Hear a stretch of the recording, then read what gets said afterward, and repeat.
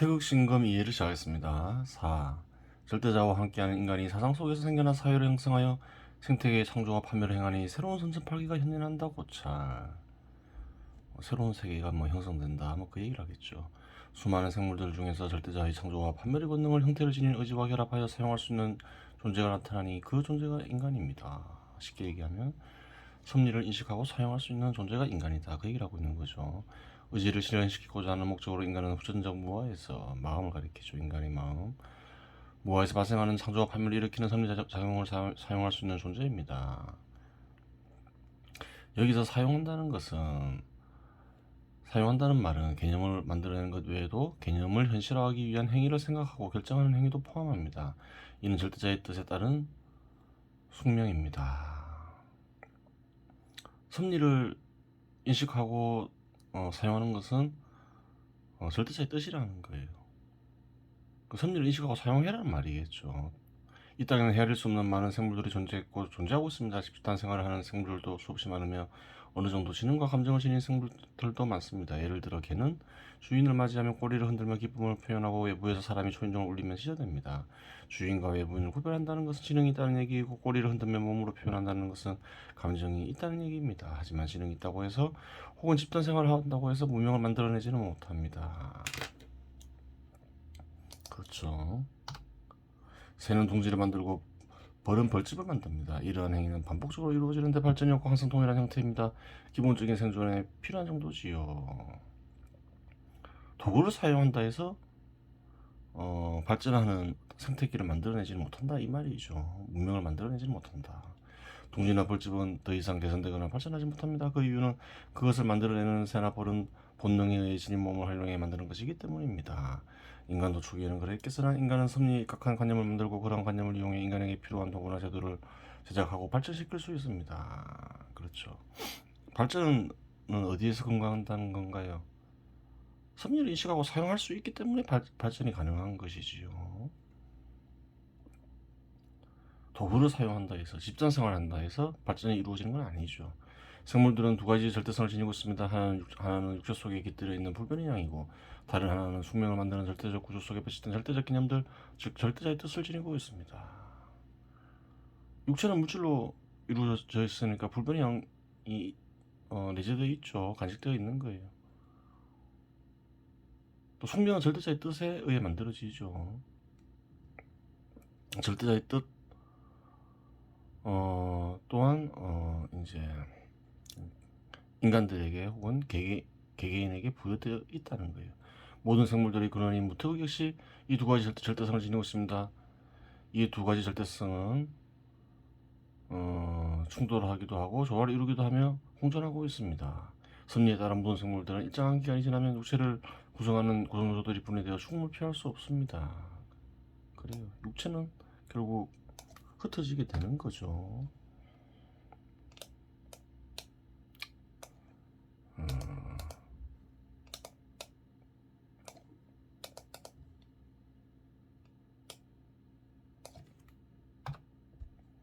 생물이 죽는 것은 당연한 것이고 어차피 죽을 것, 즉 지금은 그냥 죽어버리자는 생각을 해도 이상할 것이 없으나 생존을 추구하는 것은 불변의 양을 내재한 몸으로 인한 것입니다. 그래요.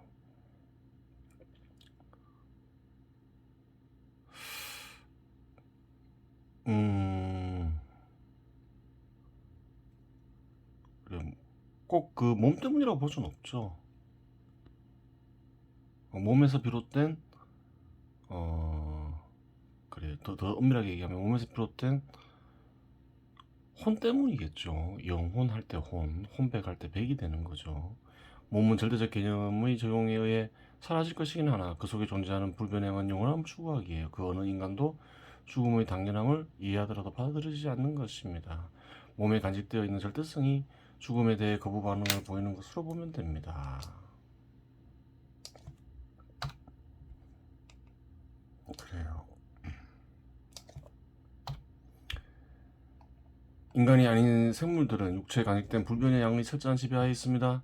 생물의 마음에도 창조와 파멸작용이 존재하지만 생존에 필요한 정도만 사용되고 있을 뿐입니다.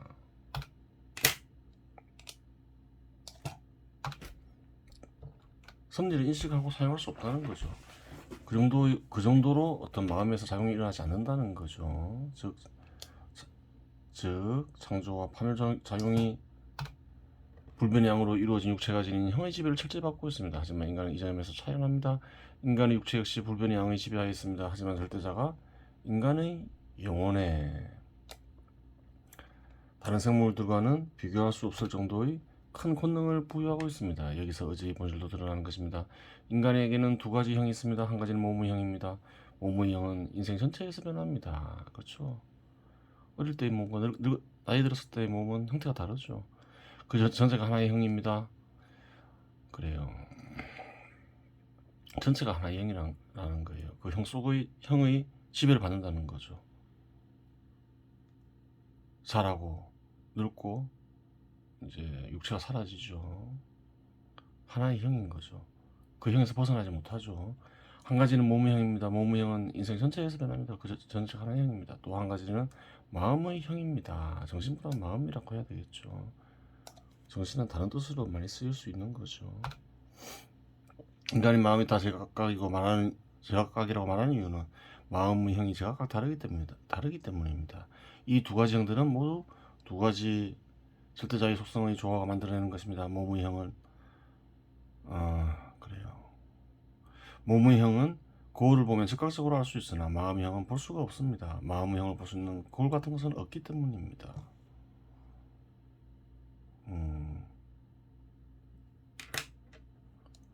마음의 형은 쉽게 볼 수가 없습니다. 이렇게 해야 되겠죠. 전혀 볼 수 없는 건 아니죠.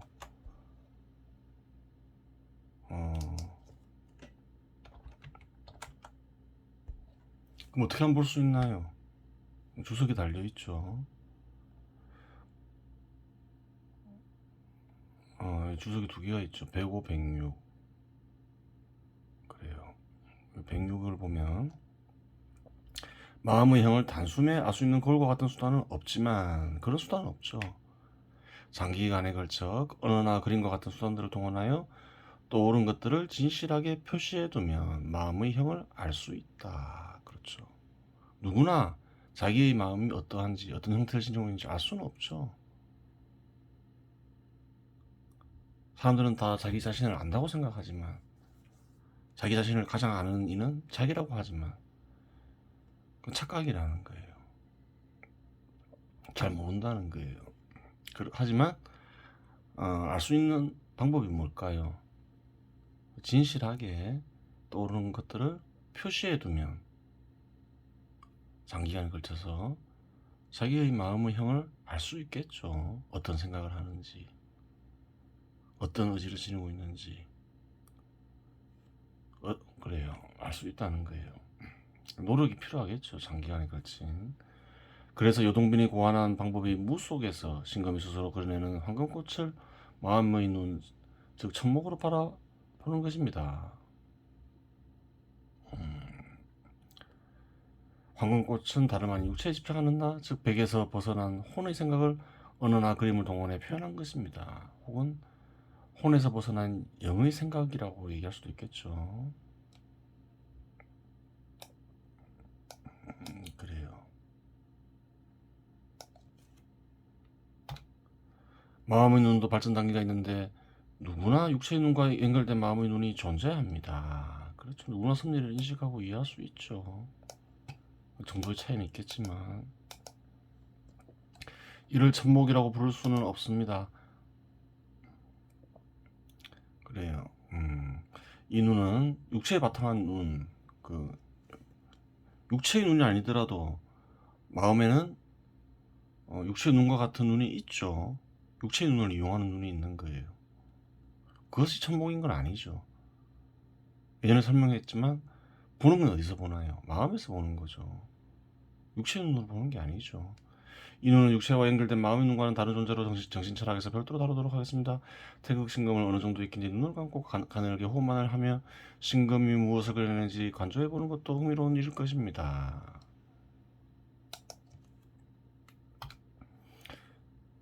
황금꽃이 어떠한 모양인지는 궁금해할 필요 없습니다. 선천팔계나 북두칠성, 창천, 청지자 창조 같은 것들이 황금꽃입니다. 황금꽃. 이런 게 황금꽃이다. 그렇게 얘기하고 있는 거죠.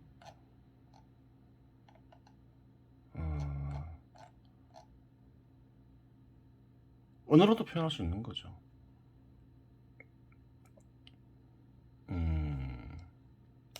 그 비유적 표현이죠.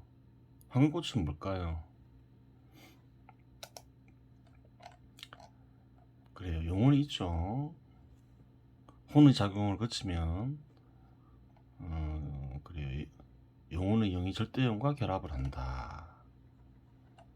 그래요. 그 경우에 절대자의 생각이 이루어지고 절대자의 마음이 드러날 수 있다.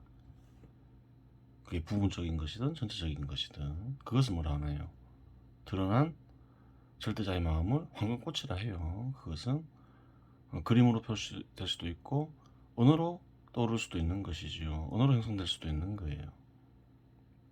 마음에만 형성되어 있으면 내단이 되고 그것을 표시하게 되면 외단이 되죠. 예전에 다 언급했던 거죠.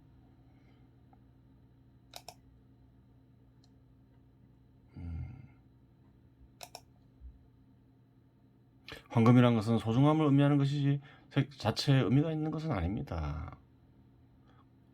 그리고 꽃에 집착할 이유도 없습니다. 그 비유적 표현이라는 거죠. 정체에 대해서는 얘기했죠. 태율금화종지는 뒤에서 한번 다루겠으나 다루고 있죠. 이 두 문장으로 태율금화종지의 핵심은 이미 다 말한 것입니다. 태극신검에 사실은 태율금화종지에서 전달하고자 하는 핵심적인 뜻이 다 들어있죠. 재미삼아 이제 비교해서 보는 것이지 혹시 또 빠뜨린 게 있나 싶어서 보는 거죠. 즉 인간에게는 육신의 눈으로 볼 수 없는 마음의 형이 있고 마음 안에는 의지가 있는데 의지에는 형태가 있습니다. 각 인간들이 마음의 형이나 의지의 형은 동일성과 상이성이 존재합니다. 공존합니다. 인간이라면 누구나 기본적으로 얼굴, 몸통, 팔, 다리가 있습니다. 하지만 얼굴이 길쭉한 사람이 있는가 하면 널찍한 사람이 있고 몸통이 비대한 사람이 있는가 하면 날씬한 사람이 있습니다. 팔다리가 긴 사람이 있는가 하면 짧은 사람도 있습니다. 따라서 선천적인 마음의 형이나 선천적인 의지의 형은 인간들이 동일하나 이는 유적 차원에서 그러하다는 것이고 각 개인으로 개별적으로 들어가면 마음형이나 의지형은 다 제각각일 수밖에 없습니다. 다 모양이 똑같지는 않다는 거예요. 공통적인 부분이지만 육체와 마찬가지로 다른 생물들 역시 의지가 있으나 고통과 쾌락에서 비롯된 생존에 대한 의지만 있을 뿐입니다. 보통 육체의 영과 관련된 의지의 경우 일반적으로 충동이라고 부르기도 합니다. 그렇죠.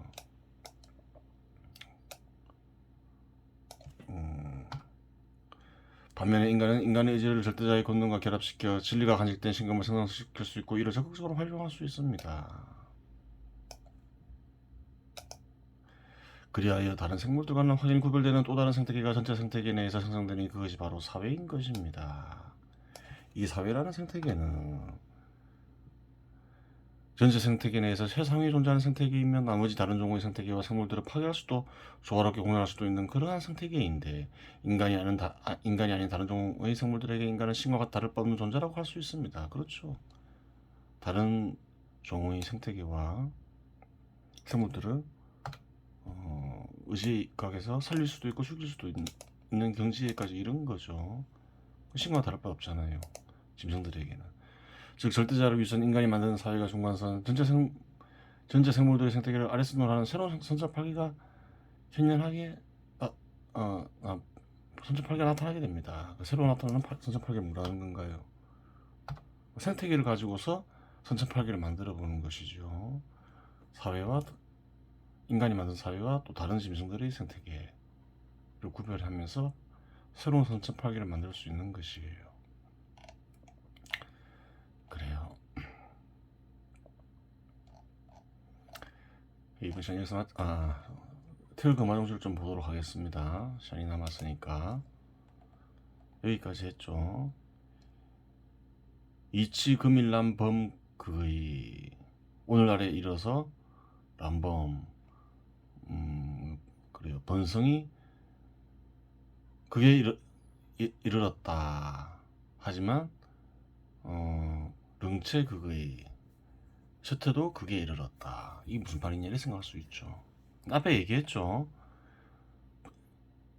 번성한다는 말은 무리가 커진다는 말이고 쇠락한다는 말은 마음에 전해지는 것이 약해진다는 말이죠. 참도 또 적어놨죠. 그럼 뭔가요? 무리가 커졌으나 마음에 전해지는 것은 약해졌다. 극도로 약해졌다. 이 말인 거죠. 극자방고. 세태함역시 그러면 뭔가요? 그게 이르면 되돌림이 발생하는 법이다. 그래요. 참 뜻은 뭘까요? 현시대에 이르러서는 누구나 청광, 즉 절대자의 뜻을 따른다고 주장하는 무리가 여기저기서 커져 그에 이를 정도로 번성한 것처럼 보이지만 쇠탐이 그게 이르렀다. 이건 무슨 말인가요? 참된 절대자의 뜻은 사람들이 마음에 남아있지 않고 전해지지도 않는다. 이 말을 가리키죠. 하지만 이와 같은 상황이 지나치면 되돌아간다 했죠. 그 말은 무슨 말인가요? 이와 같은 상황이 지나치면 반발이 일어나며 절대자의 뜻을 찾게 되는 법이다. 그래요. 절대자의 뜻이 자치를 갖추면 무리가 아무리 번성하더라도 결국은 절대자의 뜻을 찾게 된다는 말이죠. 그 전에 무슨 말이 어떤 역사가 있었나요?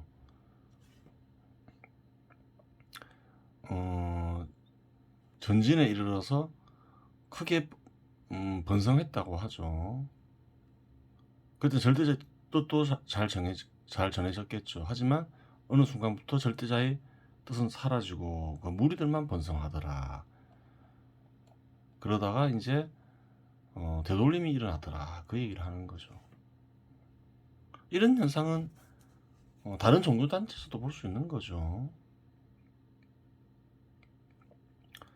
고몽 정명 허조 수자 보도 그래요. 특립 교회별 전지지 접인 상근 무슨 말인가요? 고로 여기 허조가 있죠.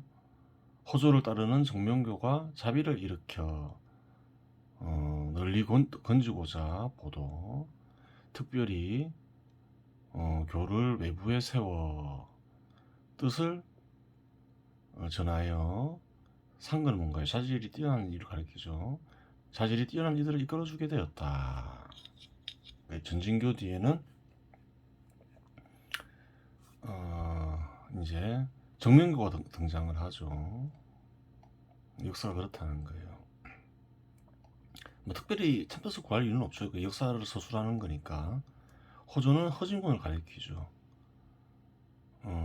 허조는 이제 서기 239년에서 374년 사이에 있던 그래요. 동진에서 살았던 인물이죠.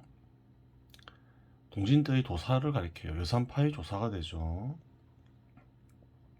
정명교는 한참 뒤에 세워지죠. 그런데 그 허조를 따른다고 하죠. 그래요. 정명교 하진공이 세운 1100년대 원가 명나라 때 융성하죠. 그 도가 다시 그 도의 뜻이 그래요. 전진교에 이어서 정명교로 이어짐을 알 수가 있어요. 그래요.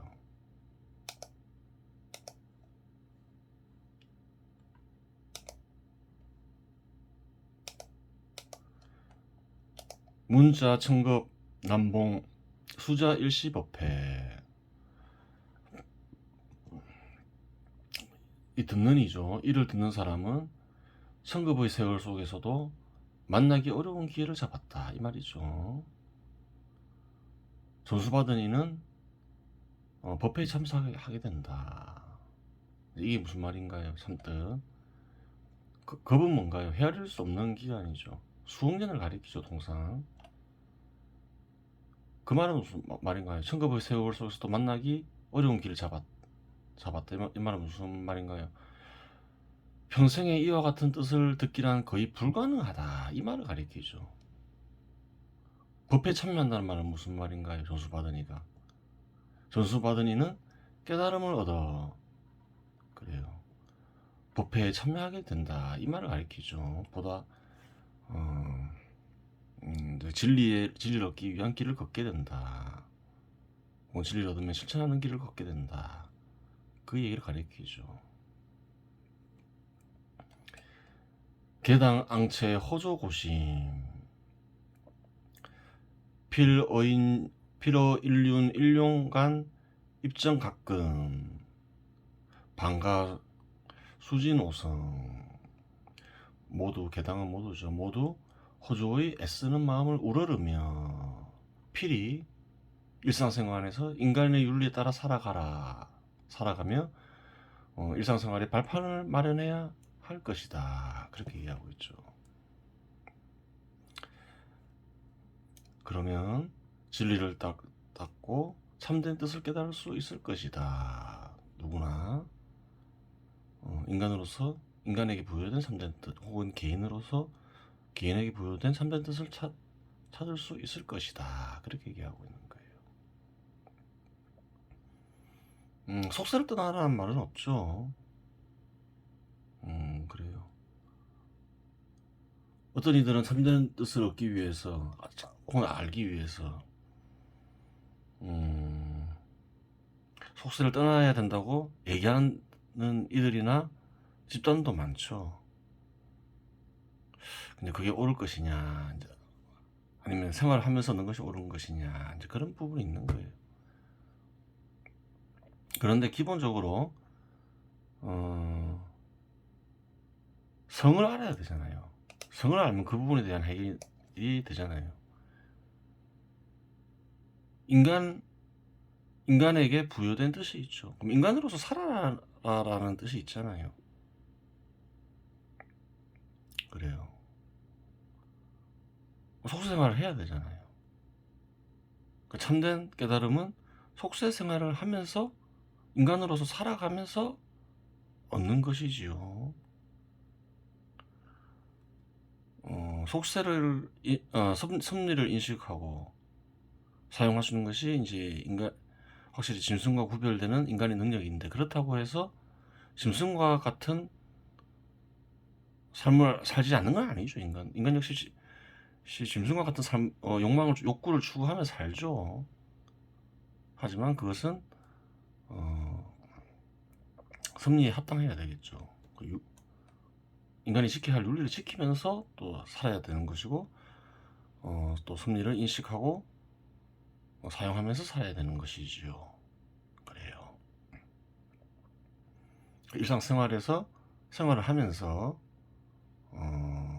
그래요. 섭리를 인식하려고 노력하고 또 인식하면 또 사용할 수도 있는 것이겠죠. 그것은 인간에게 부여된 참된 뜻, 성 때문에 그러한 것이에요. 이번 시간은 여기서 마치겠습니다.